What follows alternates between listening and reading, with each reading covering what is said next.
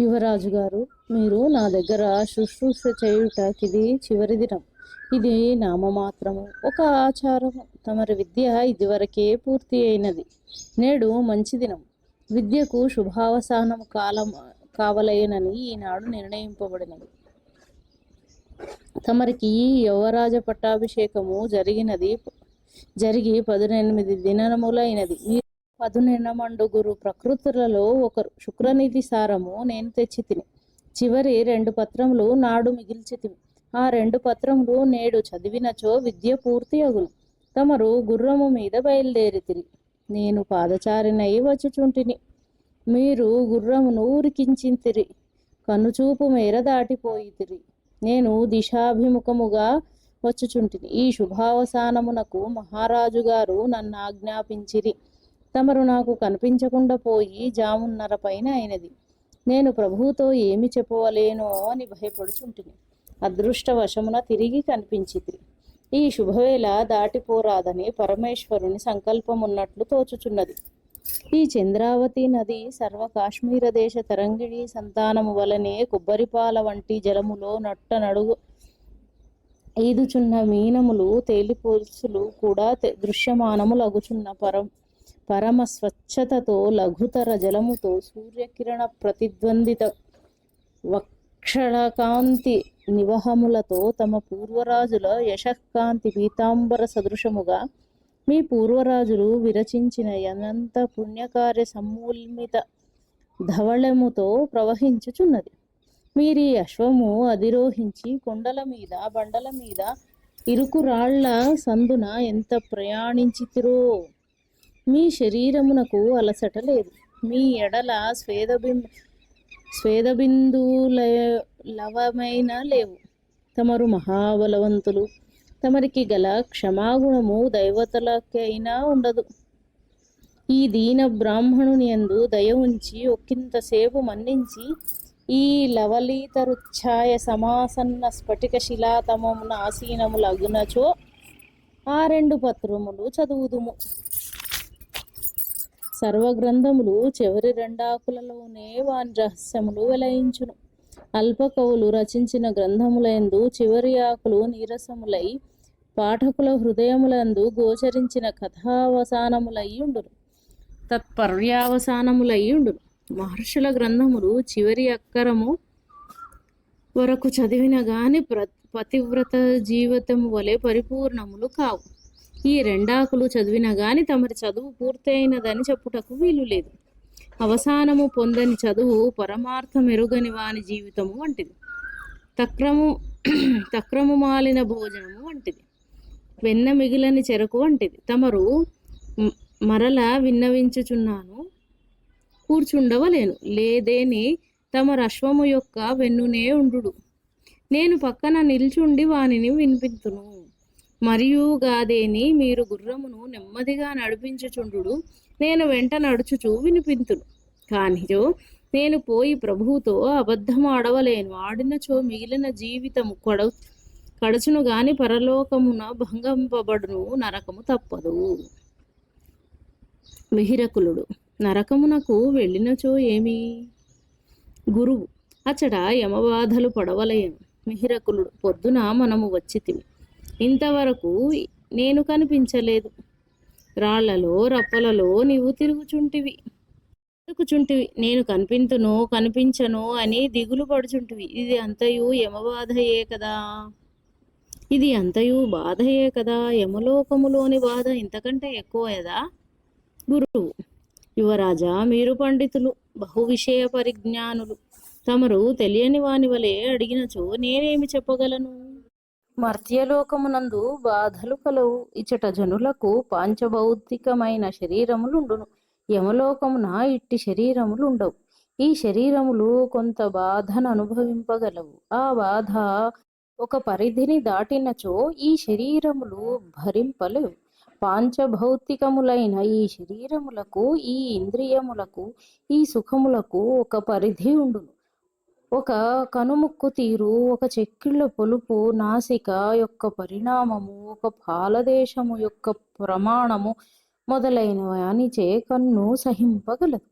తగినవి దయ్యపు మొగమున అనుకొను, రాక్షసి మొగమనుకొను, అట్టి వానిని చూచి భయపడు. అట్లే సర్వేంద్రియముల శక్తియు నియమింపబడి ఉండును. కొంత వేడిమిని మానవ శరీరము సహింపగలదు. అది దాటినచో చర్మము మాడిపో, ప్రాణములు నిష్క్రమించును. పాంచభౌతిక శరీరము యొక్క బాధ శరీర పతనావధికముగా ఉండును. యమలోకమునందలి జీవుల యొక్క మేనులు పాంచభౌతికములు కావు, వానికి పతనము లేదు. ఎంతటి బాధ అయినా అనుభవించుచుండును. ఇది భేదం. అందుచేత యమయాతన అను మాట వచ్చినది. మిహిరకులుడు యముడు ఎట్లుండును? గురు భారతములో నున్నది కదా, సత్యవంతుని ప్రాణమును కొనిపోవుటకు వచ్చినప్పుడు యమధర్మరాజు సావిత్రీదేవికి దర్శనమిచ్చెను. తమరు చదివినదే. మిహిరకులుడు నేను చదివిన యమునకు నేను చూచిన యమునకు నాకు సంబంధం కుదరలేదు. గురువు మీరు యముని దర్శించితిరా? అది ఎట్లు జరుగును? యముని చూచిన తర్వాత మానవుడు జీవించి ఉండడు. మీరు జీవించి ఉన్నారు కనుక మీరు చూడలేదు. మిహిరకులుడు సావిత్రి యముని చూచింది, తర్వాత బతికి ఉన్నది. గురువు చిత్తం, దానికేమి? తమరు దేవతామూర్తులు కావలేను అని నాకు తెలియదు. మీ పాలనలో ఉన్న కాశ్మీర ప్రజలకు చాలా మందికి తెలియదు. సావిత్రీదేవి మహాపతివ్రత. ఆమె యముని చూచి బ్రతికి ఉన్నది. తమరు దేవతాస్వరూపులు, అందుచేత మీరు యముని చూచి కూడా జీవించి ఉన్నారు. మిహిరకులు నేను దేవతామూర్తిని. తక్కిన రెండాకులు చదవకపోయినచో ఏమి? గురు దేవతలు దేవతలుగా ఉన్నప్పుడు సర్వజ్ఞులు, అవతారములు పొందినప్పుడు వారి శరీరాంతర దేశముల యందు సర్వజ్ఞమైన దేవతా లక్ష్యములు. ఆ సర్వజ్ఞత్వము తాము ధరించిన మానవ శరీర వ్యవహార దశ ఎందు భాషించుటకు చదువుకొనవలే. చదివిన కొలంది ఆ సర్వజ్ఞత్వము భాషించుచుండును. ఒక మణి పుట్టుక చేత మణియే కాని తరిపిని పెట్టినప్పుడు గాని దాని ప్రకాశము రాదు. అందుకనియే శ్రీరామచంద్రుడు వశిష్ఠ విశ్వామిత్రుల యొద్ద, శ్రీకృష్ణదేవుడు సాందీపుని వద్ద అధ్యయనము గావించి సామాన్య మానవులు చదివి చింతన చేసి గాని విషయములను గ్రహింపజాలరు. అవతార పురుషులకు శ్రవణ మాత్రమున సర్వ విద్యలు కరతల మలకము అగును. తమరు విద్యలన్నింటినీ విన్నారు గాని పఠింపలేదు, చింతన చేయలేదు. మిహిరకులుడు నేను అవతార పురుషుడనైనచో అవతారమగుదును. ఎవని అవతారమగుదును? గురు అది తమరికే తెలియవలే. మిహిరకులుడు ఈ మాత్రం తెలియని వాడవు నీవు నాకు గురువేమి? వశిష్ఠునకు శ్రీరామచంద్రుడు విష్ణువాంశ సంభూతుడని తెలియదు. సాందీపునికి శ్రీకృష్ణుడు భగవంతుడని తెలియదు. అతనికి అది కష్టము లేదు. విష్ణునకున్న నామములలో కృష్ణుడు కూడా ఒకటి కనుక వానికి సులభమైనది. గురువు యువరాజా మీరు సర్వజ్ఞులు, అవతార పురుషులు. నేను మీకు గురువుగా ఉండుటకు తగను. మిహిరకులుడు నీకు ఇప్పటికైనా జ్ఞానోదయమైనది. గురువు చిత్తము. కానీ శ్రీరామచంద్రుడు వశిష్ఠుని తిరస్కరించలేదు. శ్రీకృష్ణదేవుడు సాందీపని అగౌరవపరచలేదు. గురువు వివేకి అగుగాక అవివేకి అగుగాక వాని మీద ఏకవచన ప్రయోగము చేయరాదు. మిహిరకులుడు ఏకవచనం అనగా ఏమి? గురు యువరాజులొక్కరైనచో ఏకవచనం, గురువైన నాతో కలిపినచో బహువచనం.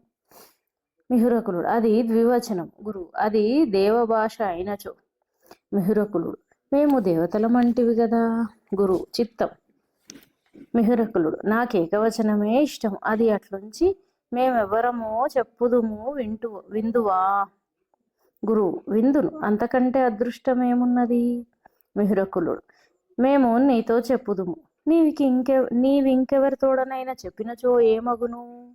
గురువు నేను చెప్పను. మిహిరకులుడు పోయి రహస్యముగా నీ భార్యతో చెప్పవచ్చును, ఆమె మీ కొడుకుతో చెప్పవచ్చును, మిమ్ము నమ్ముటకు వీలు లేదు. గురువు అయినచో చెప్పవద్దు. మిహిరకులు కాదు చెప్పెదను. సాందీపని కృష్ణుడన్న పేరు చేతనే మహావిష్ణువు అని తెలుసుకొనాను. నా పేరును బట్టియే నేనెవరో తెలుసుకొనవచ్చును. నా పేరు మిహిరకులుడు. మిహిరుడనగా సూర్యుడు. మిహిరకులుడనగా సూర్యకులుడు. పూర్వము శ్రీరాముడు మిహిరకులుడు, ఇప్పుడు నేను మిహిరకులుడను. రాముడు లంకా వైరి. గురువు చిత్తం. మిహిరకులుడు అజ్ఞులతో ఏది అయినా చెప్పుట మిక్కిలి కష్టం, మరియు రాజు సేవకులతో రాజులు మాట్లాడుట మిక్కిలి విషదమగుడ విసుగుదల పుట్టించు పని. వారు చిత్తమంచుందురు, వారు ఊహింపరు, ఆలోచన చేయరు, కాదనలేరు, చెప్పిన మాటలో దోషమును చూపింపలేరు, మరి ఒక అర్థం వచ్చినచో దానికి నుట్టంకింపరు. నేను మిహిరకులుడను, రామచంద్రుడనగా చిత్తమందుడు. మిహిరకులుడనగా సూర్యుని యొక్క కులం వాడని గదా అర్థము. రాముడు మిహిరకులుడే సరే, సూర్యునికి 2 కుమారులు, వారిని మిహిరకులురనియే ఎలా అనరాదు? శనైశ్చరుడు సూర్యుని కుమారుడు, యముడు సూర్యుని కుమారుడు, వారిరువురు కూడా మిహిరకులురు కావచ్చును. నేను రాముడను, కానిచో శనైశ్వరుడను, కానిచో యముడను. ఏమందు ఏమియూ అనలేవా? నేను యముని దర్శించితినంటిని కదా. నేను రాముడను కాను, శనైశ్వరుడను గాను, నేను యముడను.